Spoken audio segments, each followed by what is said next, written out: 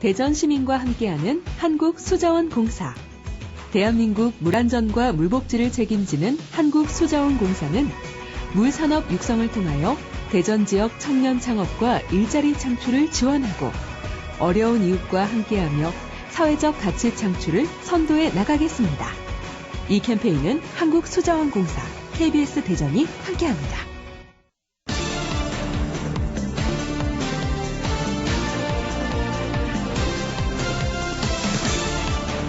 KBS 대전 생생뉴스.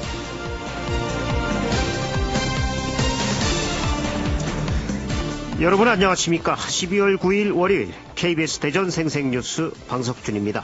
2주 만에 다시 뵙습니다. 요즘 저희 방송국 앞에 식당에는 카운터 종업원 대신 손님이 직접 주문하고 동시에 결제까지 하는 기계를 들여놓은 곳들이 있습니다. 기계가 사람을 대체한 것입니다. 4차 산업혁명이 가속화될수록 이런 일은 더 많아질 것입니다. 요즘 톨게이트 수납업 문제도 그렇습니다. 우리는 인공지능과 빅데이터, 스마트 시스템 등이 인간에게 좋기만 할 것으로 믿고 있고 이것들이 모든 것을 해결해 줄 것으로 생각하고 있습니다. 하지만 분명히 그 그림자도 있습니다. 기계들이 일을 하게 되면 사람들은 놀기만 하면 되는 걸까요? 일자리를 잃은 사람들은 심각한 소외를 경험하게 될 것이며 이는 기술 발전에 밀려 인간이 설 자리가 없어지는 것입니다. 바로 각종 일터에서 필요 없는 무용자 계급의 출현입니다. 4차 산업혁명의 물결 속에서 인간이 보호받을 수 있는 사회적, 경제적, 윤리적 심사숙고가 필요합니다. 기술 발전에 맞춰 인문 사회과학도 따라가지 않으면 인류의 실수가 될 수도 있습니다. KBS 대전 생생뉴스, 먼저 이 시각 헤드라인 뉴스입니다. 연말을 맞아 소외된 이웃들을 위한 거리 모금이 시작됐습니다. 한 번에 1억 원 이상 쾌척하는 고액 기부는 최근 크게 줄고 있습니다.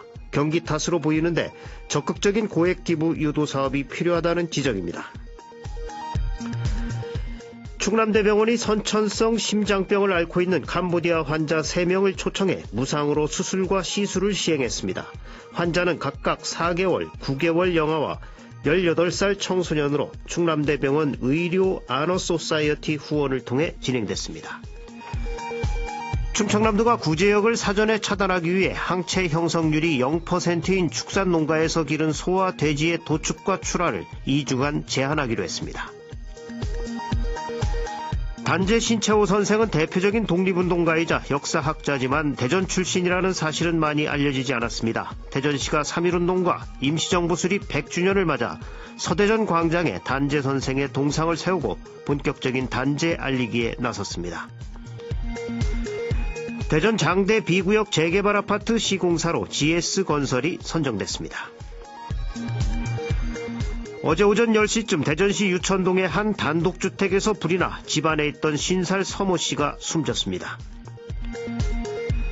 고급 레포츠인 승마는 체력과 집중력 등을 길러주는데 아주 유용한 운동입니다. 요즘 홍성에서는 어린 학생들이 추위도 잊은 채 무료 강습으로 승마 배우는 재미에 푹 빠져 있다고 합니다. 이 시각 헤드라인 뉴스였습니다.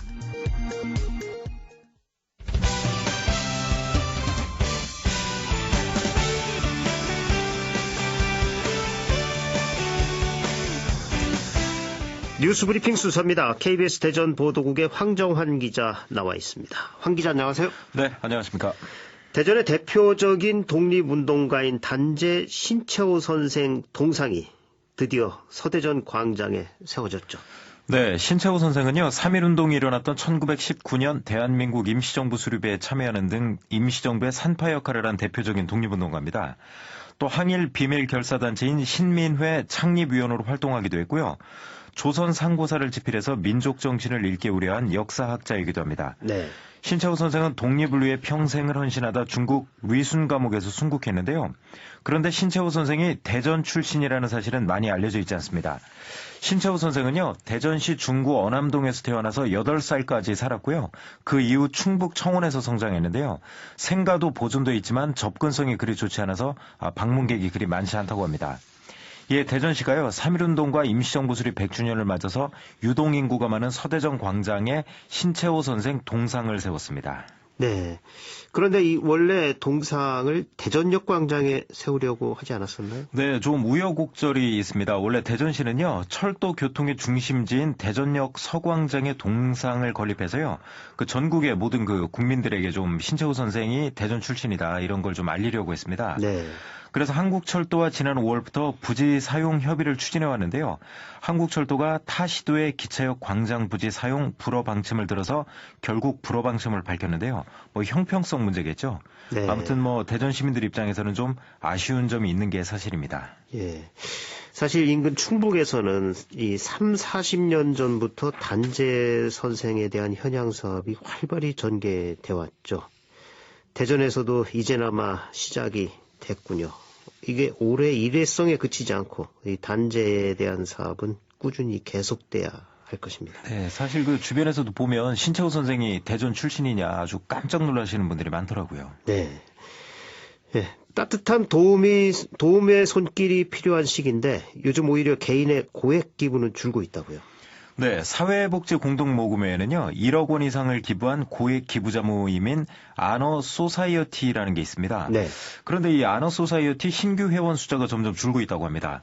그 신규 회원이요, 2016년에는 422명이었는데요. 전국적인 그렇죠, 거죠? 예, 예. 전국 수치입니다. 예. 올해는 근데 이게 162명으로 줄었대요. 그러니까 2016년에 비해서 60%나 감소한 것입니다. 네.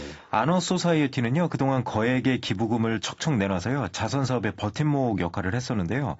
공동모금회 측에 좀 물어보니까 요즘 이제 기부단체가 좀 많이 늘었고 또 경기 침체 속에서 그 고액 기부자의 절반 정도를 차지하는 기업인들이 기부를 좀 줄였다, 이런 분석을 내놓고 있습니다. 올해 사회복지 공동모금회의 모금 목표액이 4,257억 원인데요. 사랑의 온도가 현재 11도 정도, 그러니까 이제 목표액의 10% 조금 넘게 모금이 됐다고 합니다. 예. 그동안 미뤘던 이웃사랑 실천이 있었다면 올해가 가기 전에 실천하면 좋겠습니다. 네. 대전의 한 주류 기업이 이 첨단 기술을 접목한 문화 콘텐츠로 중국에서 돌풍을 일으키고 있다고요. 네, 그렇죠. 이게 그 무슨 첨단 IT 기업이 한 것도 아니고요. 바로 소주를 생산하는 그 대전의 맥키스 컴퍼니가 그 주인공입니다. 네. 독특하게도 술을 만드는 기업에서 최첨단 문화 콘텐츠를 수출해서 큰 인기를 끌고 있습니다. 이 콘텐츠는요, 쉽게 말하면 체험형 미술관입니다. 고흐의 별이 빛나는 밤, 모네의 수련, 뭐 아주 전설적인 작품들인데요. 그냥 뭐 눈으로만 감상하잖아요. 네. 그런데 이 체험형 미술관은 홀로그램과 미디어 아트, 인공지능 기술을 결합해서요, 그림 속의 주요 장면이 살아서 움직이고요. 또 그림과 관계없는 가상의 캐릭터를 집어넣어서 춤을 추게 하거나 노래를 부르게 할 수도 있습니다. 또 초상화 속 주인공이요, 생생하게 살아 움직이기도 하고요. 그 그림을 그리는 가상의 고흐와 대화를 나눌 수도 있습니다. 국내에서는 2017년 서울에 문을 열었는데요. 2년간 35만 명의 유료 관람객을 유치했고요. 중국에서도 아주 인기가 많다고 합니다. 지난달 중국 베이징에 문을 열었는데요. 독특한 컨셉의 체험형 미술관을 보러 관람객이 중국 전역에서 밀려들고 있다고 합니다. 예, 이 맥키스 컴퍼니는 소주 회사가 개족산에 황토를 깔아서 또 화제가 되고 네, 있는 맞습니다. 회사인데 예. 이렇게 또 문화 콘텐츠로 눈을 돌린 이유는 어디에 있나요? 네, 요즘 어느 기업이나 생존 경쟁이 치열하지 않습니까? 그래서 이제 회사 측에 왜 이런 뭐 사업을 하느냐 물어봤더니 역시 이런 비슷한 고민이 있더라고요. 네. 그러니까 4차 산업혁명 시대인데 술만 팔아서 자기들이 얼마나 오래 버틸 수 있을까, 이런 위기감이 좀 들었다고 해요. 네. 그래서 이제 문화 콘텐츠로 눈을 돌린 건데요. 획기적인 아이디어가 이번에 제대로 먹힌 거죠. 그 내년에는 중국 상하이하고요, 충칭 등에도 문을 열 예정이라고 하는데요. 제2의 한류를 기대해도 좋을 것 같습니다. 네. 기업가는 계속 도전을 해야 되죠. 이 대전의 향토 기업이 IT 콘텐츠 부분에서 한류를 이끌어가게 되길 바랍니다. 이 밖에 밤사이 사건 사고는 어떤 게 있었나요? 네, 밤사이는 좀 특별한 건 없었는데 어제 오전 10시쯤에요. 그 대전 유천동의 단독주택에서 불이 났습니다. 이 불로요, 50대 집주인이 집안에 있다 사망했는데요. 정확한 경위는 지금 조사 중에 있습니다. 네, 화재로 인명피해까지 났군요. 이제 불조심해야 되는 시기입니다. 뉴스브리핑 황정환 기자였습니다. 수고하셨습니다. 네. 이어서 오늘의 생생정보입니다. 충남복지재단이 연구직 6명을 선발합니다. 13일까지 충청남도나 인사혁신처 나라일터 홈페이지로 응시원서와 구비서류를 제출하면 됩니다. 대전시가 오늘 시청 세미나실에서 도시철도 2호선인 트램 설계 용역 발주와 관련한 정보를 공유하는 간담회를 개최합니다. 지역에서 활동하는 50여 개 설계 용역 업체를 상대로 트램 추진 상황을 소개하고 원활한 사업 추진을 위한 공구 분할 계획과 지역업체 기술력 확보 등에 대해서도 의견을 듣습니다. 2019 국제 마이스 비전 포럼이 오늘 대전 컨벤션 센터에서 열립니다. 대전 마케팅공사는 한국관광공사 관계자와 학계 전문가, 전국 마이스 산업을 대표하는 각계 전문가를 초청해 2019 국제 마이스 비전 포럼을 개최합니다. 국제도시를 만드는 마이스를 주제로 대전 마이스 산업의 발전 가능성을 타진하고 특화된 마이스 산업을 견인할 도시 비전 수립을 위한 것입니다. 산림청이 국산 목재로 만든 우수한 목재 제품을 알리기 위해 제1회 한목 전시전을 정부 대전청사와 강남 고속버스 터미널에서 개최합니다. 생애 주기별 목재 제품을 주제로 열리는 이번 전시는 오늘부터 3일간 정부 대전청사 지하 1층 광장에서 관람할 수 있습니다. 세종시는 오늘 시청 대회의실에서 국가균형발전과 지방분권 실현을 위한 충청권 협력 방안 모색 토론회를 개최합니다. 충청권 시민단체와 전문가, 일반 시민이 한자리에 모여 충청권이 국가균형발전과 지방분권 실현의 중심으로 지역을 넘어 대한민국의 공동발전을 주도할 수 있는 방안을 놓고 열띤 토론을 벌일 예정입니다. 세종교육청이 13일까지 세종교육정책 모니터링단을 모집합니다. 시민과 학부모 등 누구나 참여할 수 있는 모니터링단은 내년 1월부터 1년 동안 세종교육 주요 정책과제 모니터링과 개선점 제안 등의 역할을 수행합니다. 교육청 홈페이지에서 지원 가능합니다. 세종시가 오늘 연동면에 마을기록 문화관을 개관합니다. 옛 연동면 복원지소에 읍면동 마을 단위에서 생산된 마을회의나 마을계획, 마을 소식지 등 주민들의 자치 기록물을 보존하고 관리하기 위해 만들어졌습니다. 논산시는 이달 시민 아카데미로 오늘 오후 7시 문화예술회관에서 임진모 음악평론가를 초청해 대중음악에서 배우는 삶의 지혜 주제 특강을 엽니다.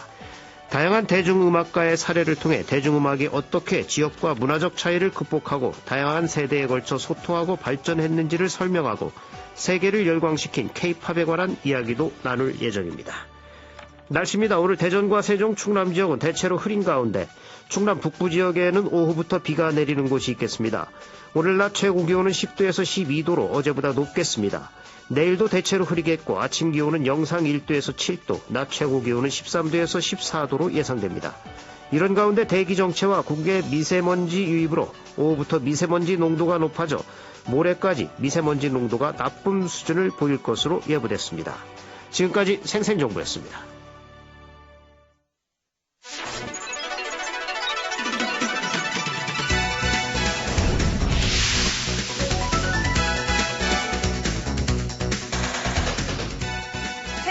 뉴스, 깊이 있는 이슈 분석. 여러분은 지금 방석준 앵커와 함께하는 KBS 대전 생생뉴스를 듣고 계십니다.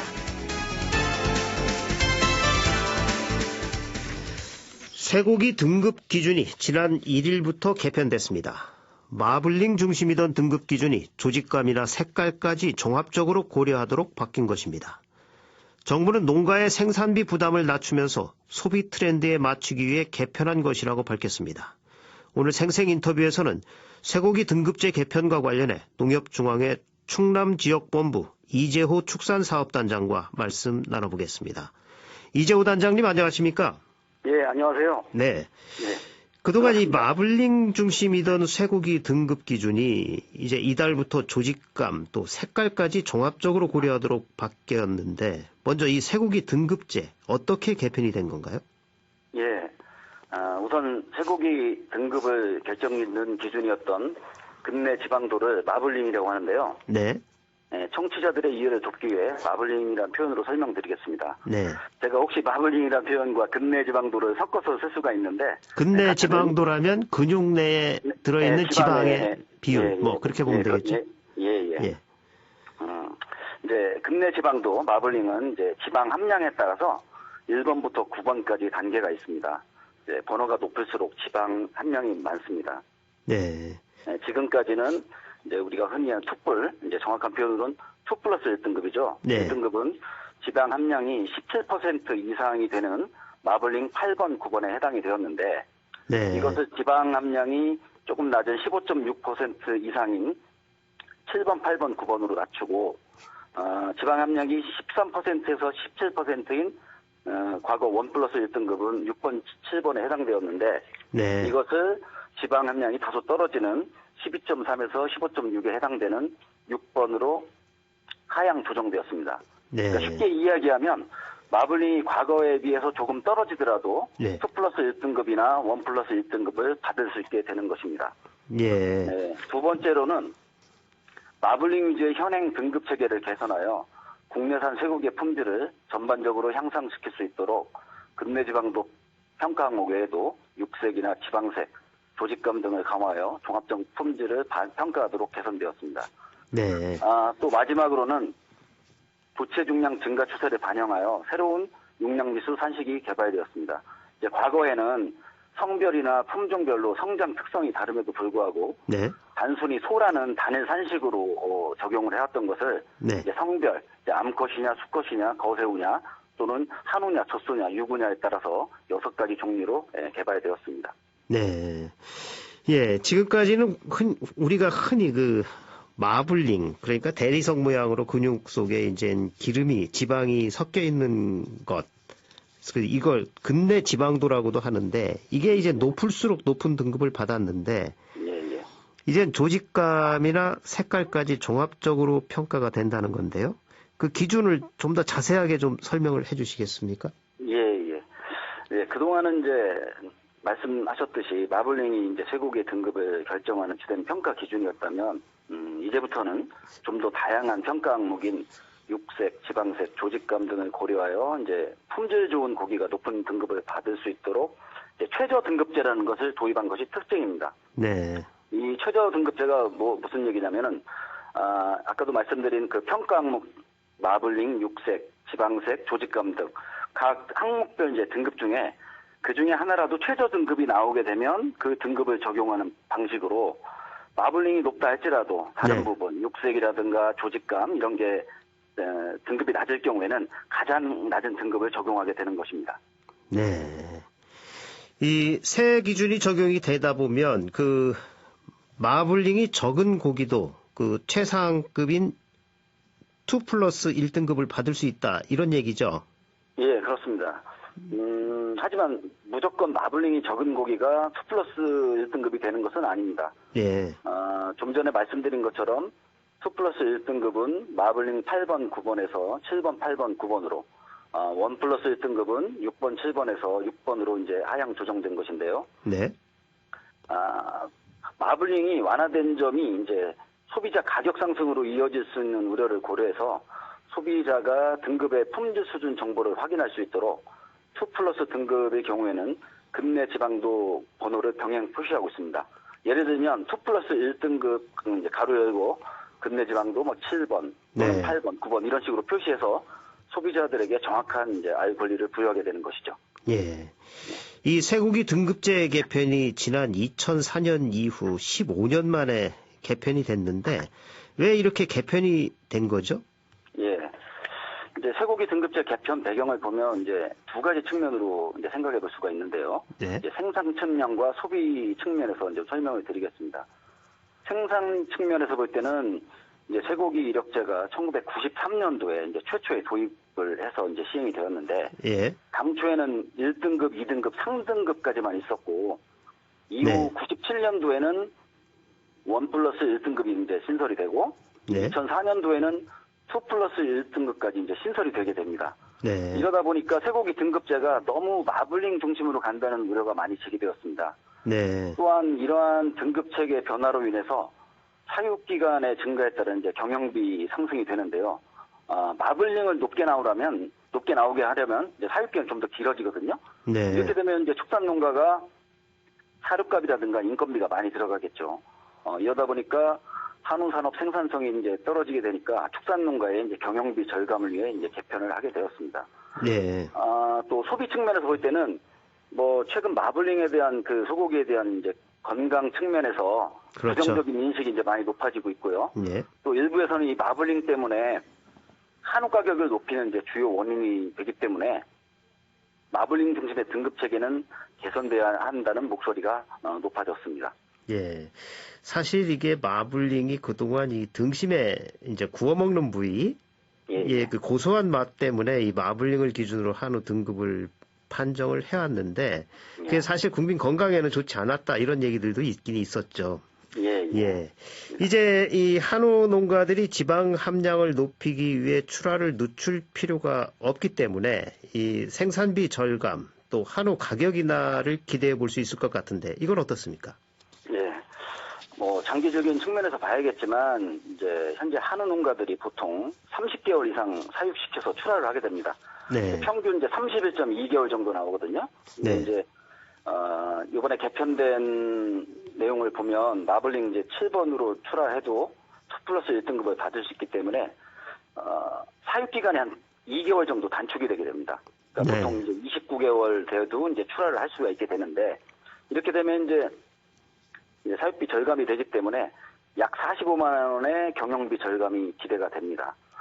예. 또 가격 측면은 이제 뭐 이건 뭐 제 개인적인 생각인데요. 도매 가격은 이제 다소 인하되리라 이제 생각되지만 네. 과연 이제 소매 가격과 우리가 흔히 이용하는 식당에서의 가격도 내려갈지는 좀 지켜봐야 될 것 같습니다. 예, 아무래도 많은 유통 단계가 있기 때문에 그렇겠죠. 예, 그렇습니다. 예.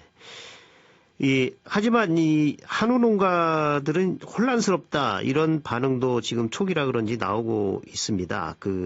기존 한우의 평균 사육 원령이 31개월에서 말씀하셨듯이 이제 29개월로 단축이 되면 출하 두수가 일시적으로 몰릴 수 있고 또 이렇게 공급이 확대되면 가격 하락이 불가피하기 때문에 농가들의 소득 자체가 낮아질 수 있다 이런 우려도 나오고 있는데 이건 어떻게 보시나요? 예. 이것도 제 개인적인 의견이라는 점을 먼저 말씀드리고요. 예. 사육기간 단축에 따른 생산비 절감 금액보다 이제 2 플러스 1등급의 공급 확대가 되면 네. 가격 하락이 돼서 생산비 절감의 의미가 좀 퇴색될 우려가 있습니다. 네. 또 말씀하신 것처럼 사육기간이 29개월로 단축이 될 때 이제 단기적으로 홍수 출하가 될 수 있기 때문에 이것도 이제 가격 하락에 충분한 이제 요인이 된다고 생각합니다. 이 부분들은 정부와 농협 그리고 우리 이제 축산물 품질평가원, 한우협회 등 한우산업 관련 여러 기관들이 머리를 맞대고 충분한 협의와 이제 고민을 해서 세심한 준비가 이제 필요하다고 생각됩니다. 네, 그 홍수 출하가 안 되도록 좀 조치를 잘 하시면 좀 충격이 덜하겠죠. 예, 알겠습니다. 아무래도 이번 초기 시기만 지나면 또 안정이 되지 않겠습니까? 예, 그렇게 생각하고 있습니다. 예. 그리고 이 수입산과 차별화된 우리 한우만의 경쟁력을 높이는 것도 이젠 중요한데, 이 바뀐 쇠고기 등급제에 맞춰서 한우 소비 활성화 전략은 어떤 게 있다고 보십니까? 예. 우리나라 전체 쇠고기 소비량은 증가를 하고 있습니다. 네. 하지만 이제 값이 저렴한 외국산 소고기에 대한 이제 수요가 높기 때문에 국내산 소고기 자급률은 떨어지고 있습니다. 네. 14년도에는 48.1%, 15년도엔 45.9% 있는데 17년 말 기준으로는 41%까지 떨어졌습니다. 이러한 한우 산업이 발전하기 위해서는 가장 우선적으로 품질이 우수하고 위생적인 한우 고기를 생산해서 국제 경쟁력을 확보해 나가는 게 제일 중요하고요. 네. 또 이렇게 우수하게 생산된 소고기를 고부가가치 상품으로 만들어 시장을 차별화하고 소비자의 신뢰를 확보해서 나가는 것이 중요한 과제라고 할 수 있습니다. 또 앞으로 소비자들의 알 권리 충족을 위해서 네. 이 한우에 대한 다양한 정보를 좀 제공하고 소비자 기호에 따른 새로운 지표가 개발되어야 한다고도 생각합니다. 네. 이 바뀐 쇠고기 등급제 아직 소비자들은 제대로 알지 못하고 있는 것 같은데 이 부분 어떻게 알려나가실 계획이십니까? 예. 소비자들의 알 권리 위해서 홍보가 이제 강화돼야 된다고 생각합니다. 네. 아까도 계속 말씀드리지만 1 플러스 1등급을 받았던 마블링 7번 소고기가 이번 개편을 통해서 2 플러스로 이제 상향 조정되었는데 과연 이 부분을 소비자들이 제대로 이해를 하고 구매를 하느냐가 문제죠. 네. 물론 식육업소에서 변경된 사항을 제대로 표기해서 내용을 알고 구매한 소비자들은 크게 문제가 없겠지만 이 반대 상황이라면 고급육에 대한 소비자들의 인식이 이제 나빠질 수가 있기 때문입니다. 네. 그렇기 때문에 소비자가 이해할 수 있도록 지속적인 홍보가 필요하고 또 그렇게 해 나가겠습니다. 예, 많은 노력 부탁드립니다. 오늘 말씀 여기까지 듣겠습니다. 고맙습니다. 예, 감사합니다. 지금까지 쇠고기 등급제 개편과 관련해 농협중앙회 충남지역본부 이재호 축산사업단장과 말씀 나눴습니다.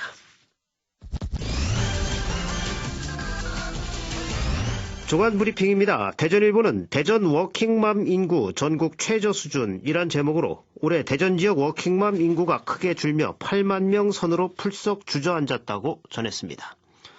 금강일보는 기부 한파에 얼어붙은 연말연시란 제목으로 경기 불황과 기부단체 불신으로 개인의 기부 참여가 매년 감소하고 기업 기부도 한파 수준으로 꽁꽁 얼어붙으면서 소외계층의 겨울나기가 점점 힘들어지고 있다고 보도했습니다.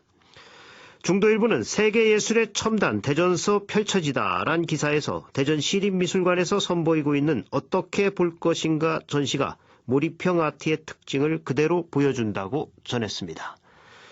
충청투데이는 내년 총선 충청 이슈, 선거제 개혁, 정계 개편, 새 인물 등판 이런 기사를 실었습니다. 조간 브리핑이었습니다. KBS 대전 생생뉴스 기술의 정하웅, 구성 조미연, 제작과 진행의 방석준이었습니다. 12월 9일 월요일 방송 여기서 마칩니다. 행복하고 평화로운 하루 보내시기 바랍니다. 내일 다시 뵙겠습니다.